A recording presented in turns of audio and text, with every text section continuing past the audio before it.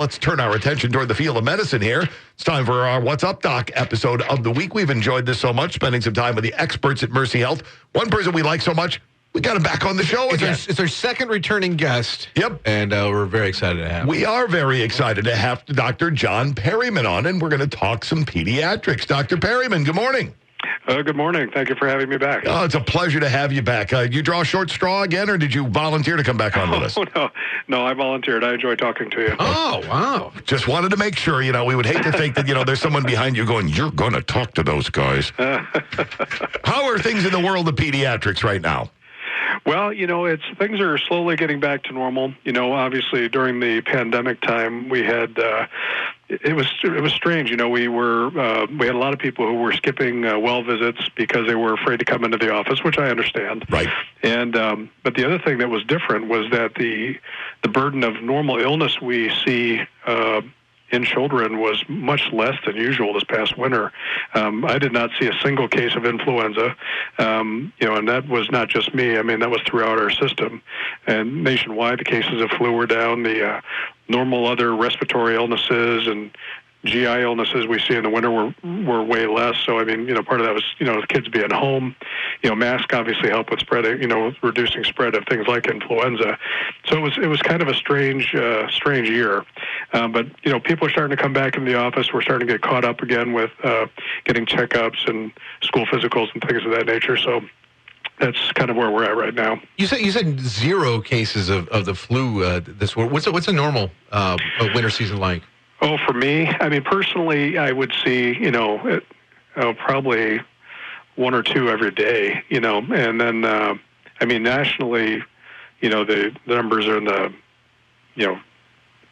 hundreds of thousands. Yeah, but your office alone seeing a couple hundred every winter, right? Yeah. Okay. Yeah. I mean, it was, drastic difference. So, it's the mask work. Isn't that a weird? That's a very weird thing. We were all COVID centric, COVID, and forgot. Oh wow, this is during flu season, and where a couple of years ago we were talking about the devastating flu that was coming through, and those numbers basically cratered. Yeah, and it's you see the what happens with. I mean, there was such a drastic, steps that we had to take in order to control COVID and to try and control COVID, but it really did have the added benefit of controlling influenza. This coming flu season, it'll be interesting to see what's happening.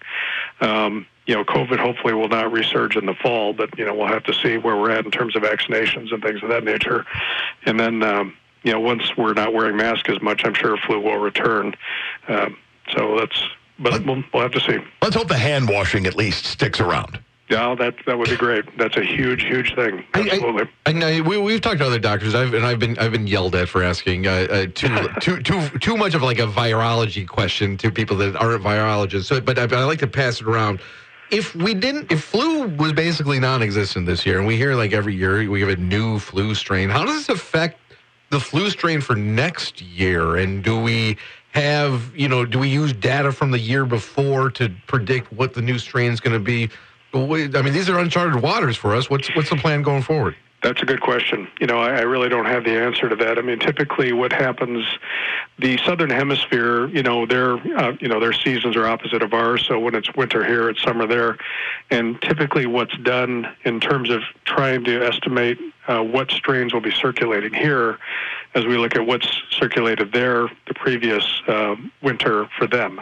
And then, we'll make our vaccine based on that. And one thing with flu vaccine, with the production method that's involved, it does take a lot longer to produce than, say, the COVID vaccine. The COVID vaccine, it was a new technology.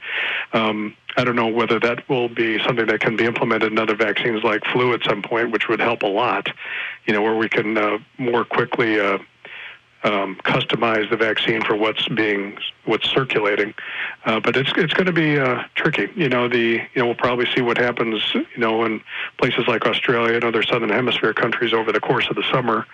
But if there's not much flu there at that time, it's going to be a guessing game, honestly. If you mentioned the way the COVID vaccine was made different from the flu vaccine, and it's a lot quicker for the COVID. If we did find a way to implement the COVID procedure for the flu vaccine, could you guys maybe pivot mid-flu season and go, well, we need to go for this one and have a new batch that would be more effective after we see what's out there? Yeah, that's a good question. I don't know for sure. I mean, again, this is kind of out of my wheelhouse. Like I said, I've been yelled at before for this. No, it's okay. I'm not yelling. I just want to be honest with you. I don't want to speak out of turn. It's the ability to change the vaccine more quickly definitely is possible, but I don't know how much lead time they would need. Like, say, for example, if we were in November and we saw an unexpected strain of flu coming through, could we get a different type of flu vaccine out, say, by January or February? And possibly, but again, it depends on how many doses you need, what the production capability is, what other vaccines, there's a lot that goes into it. So it would be ideal if we could do that. I just don't know if logistically it's possible. If you're just joining us, the segment is called What's Up, Doc, where we spend some time with the experts at Mercy Health. This morning's expert is Dr. John Perryman. We're talking pediatrics. Let's talk about the back to school and sports physicals. As in, first off, what's the difference? Well, basically, with sports physicals, we do some additional screening to make sure there are not particular risk factors for involvement with sports. With certain types of medical conditions, we have to be careful with some sports participation. The other thing we try to screen for as best we can is looking for underlying cardiac issues that may place an athlete at risk of something catastrophic. You can't always predict those things because sometimes those conditions come up because of other conditions. Sometimes you can get a viral infection that attacks the heart that can cause sudden death and things like that. But sometimes you can find with screening some conditions that may predispose an athlete to a problem. Additionally, we like to just kind of make sure their growth is normal, their blood pressure is normal, they don't have any other physical limitations or things that would need extra precautions. So those are the things that are different with sports. In terms of the actual examination, it's basically the same. We do a complete examination for both sports and for yearly exams. I tend to, if someone needs a sports physical, we do it in the context of their yearly physical, and we go over some additional questions that may put them at higher risk, both in terms of themselves and of family history. Do you recommend anybody that maybe doesn't need the sports physical for participating in athletics at school to still get a sports physical? Well, we still like to see them yearly. The American Academy of Pediatrics does recommend yearly evaluations, and those are important for a number of reasons. The one is making sure, that someone is up to date on immunizations. Another is just to track growth. That's an important thing because with many medical conditions, one of the things you may see are changes in the pattern of growth. So that's an important thing we monitor. With younger kids especially, we like to track their development to make sure things are moving along as they should be. And that talks about, when they're crawling, when they're walking, when they're talking, and doing all those things on time and as expected. So if there's an issue, we can catch it earlier and deal with it earlier. With school-age kids, there's other things that we watch for in terms of problems with school, problems with academics, problems with emotional difficulties. We screen for depression at each checkup, and that's something that it's really been very helpful in terms of identifying issues. People are not always willing to bring those up on their own, but we started screening for that on a routine basis about a year ago or so, and I've been amazed at the number of people who we found significant depression or emotional issues. And so that's another aspect of the well visit that we implement, plus just a good time to touch base with the family and see how things are going and make sure there's not some other long-term problem. Is the mental screening something that you're involved with personally? Well, what we do is the American Academy of Pediatrics, which is kind of an organization that we follow in terms of their guidelines and recommendations, had started recommending universal depression screening, which, at first I wasn't sure how useful that would be for myself, but as we implemented it, we had a lot of kids who were having significant difficulty, and this past year especially, it was hard. With the virtual learning, being isolated from friends, there was a big uptick. But even prior to that, we were uncovering a lot of people with depression, with anxiety, issues that they probably wouldn't have volunteered unless we'd have asked. So it's been a useful thing to do. How, as a parent, can you keep an eye on that sort of thing and know to perhaps bring that up to your physician, your pediatrician, when you go in with your kid that I'm noticing something here that seems emotionally based? Yeah, that can be tricky. I mean, but one thing I look for, certainly if there's some kind of drastic behavioral change, a withdrawal from the family, a withdrawal from friends, a withdrawal from social activities, spending more time alone.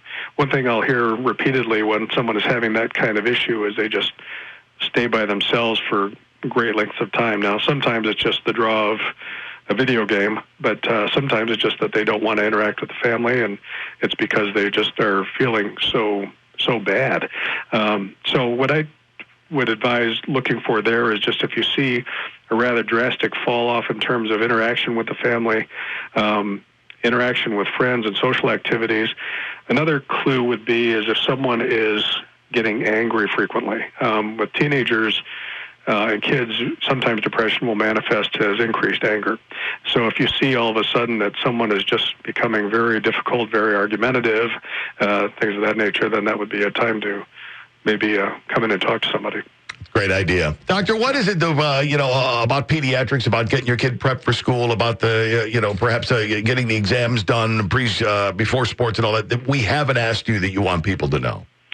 Well, it's important kind of to get back to it. A lot of people in our practice, and I'm sure in others as well, just didn't bother coming in because of the pandemic. And we want to make sure that we're not missing things that, that could be brewing, things that aren't real acute, but that could cause significant problems over time. And so just the important thing is just to try and keep up with these things.